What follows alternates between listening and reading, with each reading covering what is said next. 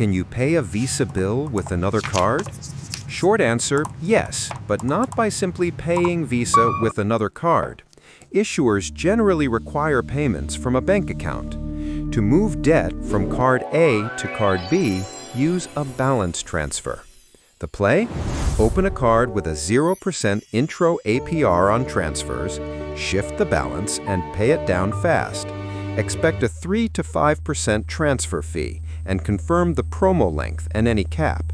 Do the math. If the fee is lower than the interest you'd otherwise pay, it can be worth it. Avoid cash advances.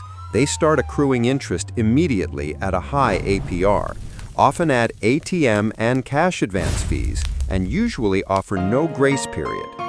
Bill pay services that let you fund a card payment with another card often code as cash equivalent and still trigger cash advance rates or extra fees, and some banks block them outright. Pro tips for 2025?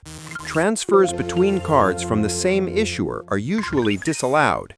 Use a different bank.